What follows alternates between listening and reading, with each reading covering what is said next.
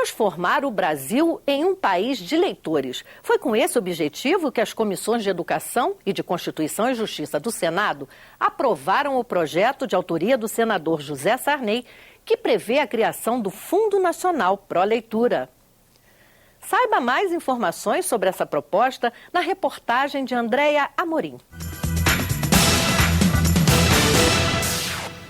Os recursos virão do Tesouro Nacional e de doações de pessoas físicas e jurídicas.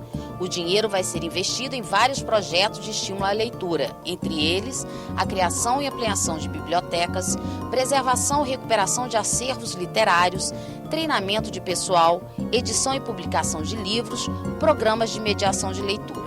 Para o senador Augusto Botelho, relator do projeto, a aprovação da proposta vai beneficiar leitores e escritores brasileiros. O fundo pode financiar até 80% se for um financiamento que eles quiserem, mas pode também fazer a fundo perdido.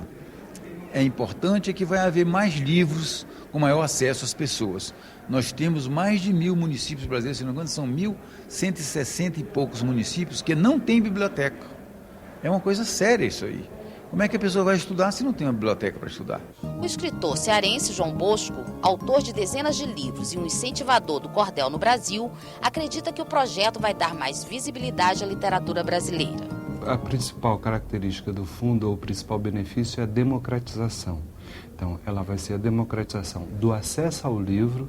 As pessoas, as crianças, os adolescentes e os adultos que hoje não têm acesso a livros, vão poder ter acesso a uma maior quantidade de livros e, por outro lado, os autores vão poder ter acesso a recursos para imprimir e, principalmente, distribuir livros.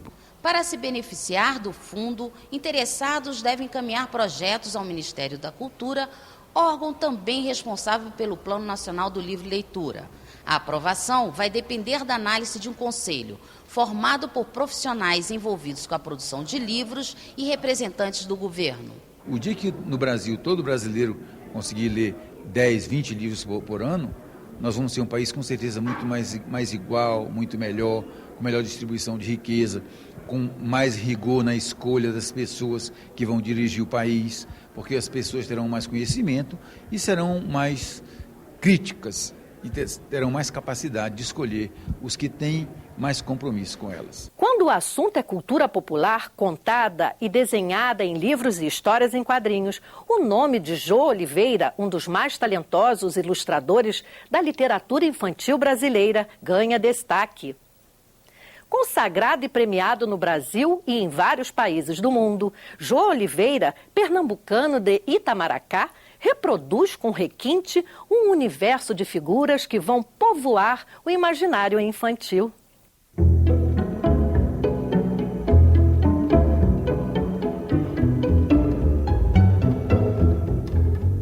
Traço forte e cores vibrantes sobre uma variedade de ilustrações que despertam na criança o sonho e promovem uma viagem e tanto pelo mundo mágico dos contos de fada e das histórias em quadrinho.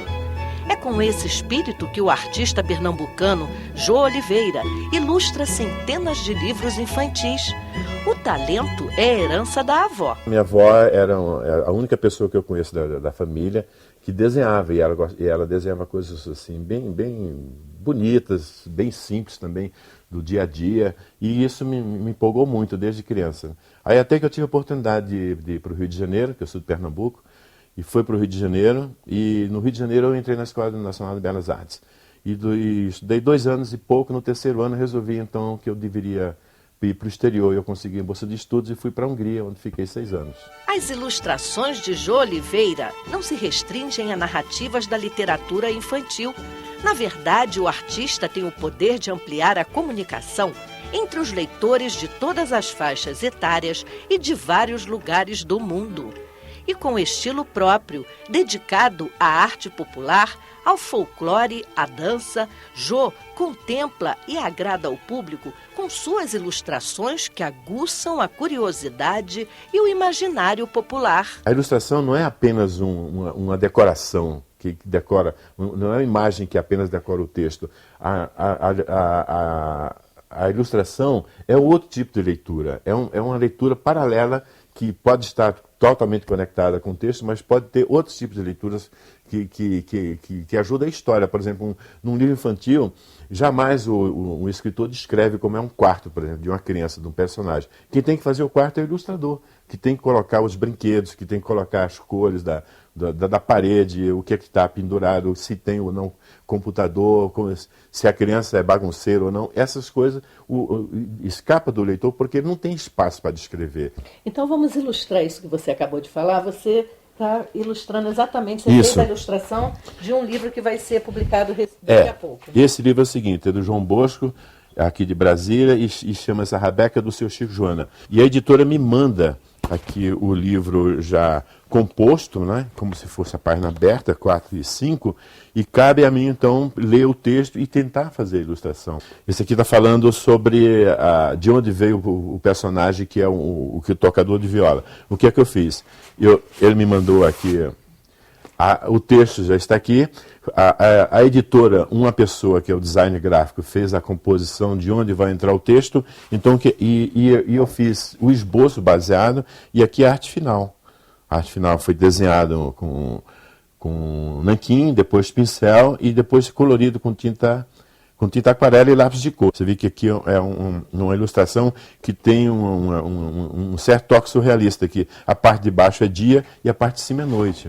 Quer dizer, um texto de 5 linhas resulta numa imagem dessa proporção. De 2 estrofes, exatamente, de 2 estrofes, mas que não fala que ele está voando, apenas está falando que ele abandonou o Maranhão e foi atrás da arte dele. Né? Se você passar essa página para 100 desenhistas, serão 100 desenhos diferentes, porque depende muito da sua interpretação pessoal. Né?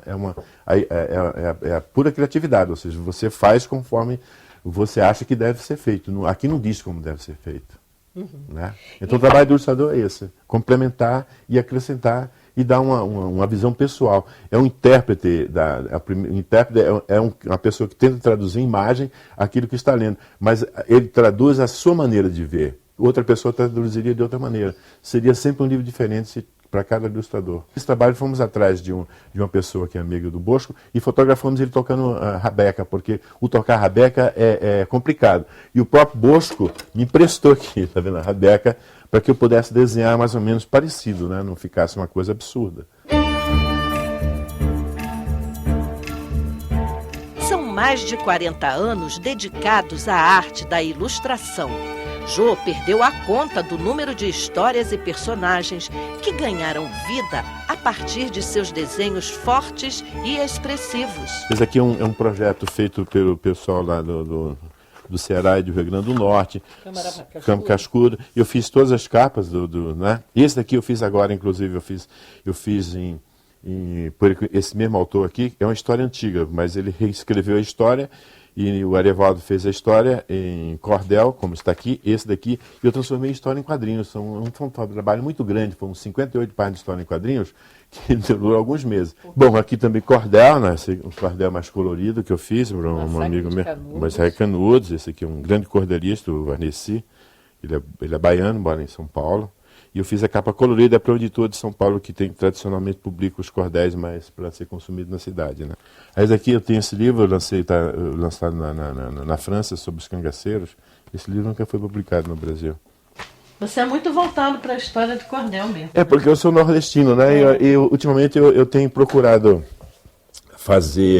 trabalhar muito com cultura popular, e o livro infantil pede muito a narrativa. E a narrativa que nós temos tradicional, além dos contos orais, né, os contos tradicionais, o cordel é uma força tem uma força muito grande de atrair o leitor, de poder contar essas histórias. E como é que está essa receptividade nas escolas, tratar da literatura de cordel nas escolas? Estamos conquistando a escola, isso é muito interessante. Tem várias pessoas dedicadas a isso, Ariovaldo Viana, no Ceará, por exemplo, tem um projeto que chama-se o Cordel na Sala de Aula, a corda Cordel na Sala de Aula, e isso tem ajudado muito a divulgar o cordel, né? Porque o cordel teve uma época que esteve em baixa, por causa da televisão e uma série de coisas novas que surgiram, mas agora está ressurgindo e está conquistando a escola, isso que é bom.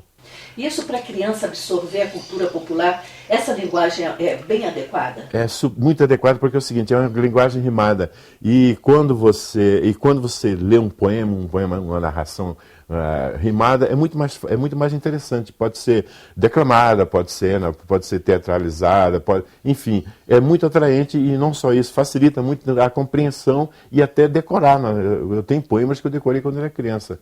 É difícil você decorar um texto e manter o resto da sua vida, mas um poema você mantém.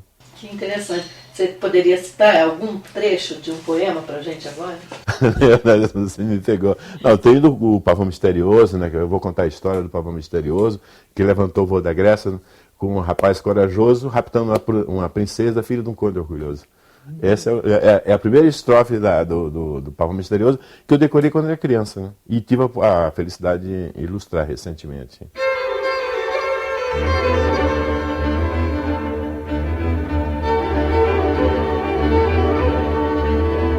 O primeiro livro que eu consegui publicar com a editora foi esse aqui. Esse aqui é um livro, como sabe que eu estudei na Europa, eu tive a oportunidade de ter contatos com editores. Então, esse foi um dos primeiros livros que eu fiz, que era baseado no cordel A Briga do Cachorro e o Gato, e eu fiz e conseguiu sair na Itália, né? O trabalho de Jô Oliveira é consagrado no Brasil e no exterior. Além das famosas ilustrações, ele desenha selos para os Correios, o que já lhe rendeu vários prêmios internacionais. Ganhei 3 vezes o melhor prêmio do melhor selo do Brasil e 2 vezes eu ganhei o prêmio internacional de melhor selo do mundo na categoria turismo, que tem várias categorias. E era interessante para mim que esses 2 selos que eu ganhei o prêmio na Itália eram sobre tema popular, sobre a cultura popular brasileira, sobre cordel e sobre danças folclóricas. Suas ilustrações também são premiadas. Jô já recebeu até o título de mestre dos quadrinhos. Eu acho muito importante o gibi, porque antigamente, na época que eu era criança, existia uma perseguição que tinham pessoas que achavam que a imagem faria a pessoa ficar preguiçosa para ler. Mas eles não percebiam o seguinte, que a imagem também é um tipo de leitura. A imagem, o decifrar a imagem é uma maneira de você ler também. Não é uma leitura com letras, mas é uma leitura de tentar compreender o que aquela imagem está querendo dizer. Isso é literatura, né? Isso é narrativa. Então isso ajuda muito, né?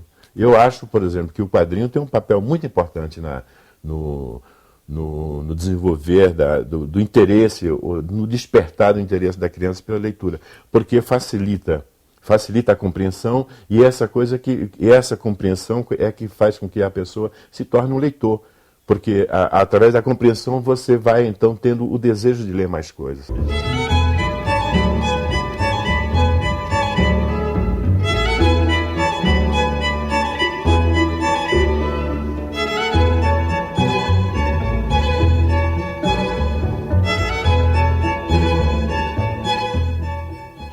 Se você quiser rever esse programa, acesse www.senado.gov.br/TV. O Inclusão estará disponível para download na página da TV Senado. E se quiser enviar sugestões para o programa, o endereço é inclusão@senado.gov.br. Nós terminamos o programa de hoje com imagens do maior amigo e fiel companheiro da educação e da cultura de um povo, o livro. Até a próxima. Lá vem o pato, pataqui, patacolá. Lá vem o pato para ver o que é que há. Lá vem o pato, pataqui, patacolá. Lá vem o pato para ver o que é que há. O pato pateta pintou o caneco, surrou a galinha, bateu no marreco, pulou o puleiro no pé do cavalo, levou um coice, criou um galo, comeu um pedaço de genipapo, ficou engasgado com dor no papo, caiu no poço, quebrou a tigela, tantas fez o moço que foi pra panela. Caiu no poço, quebrou a tigela, tantas fez o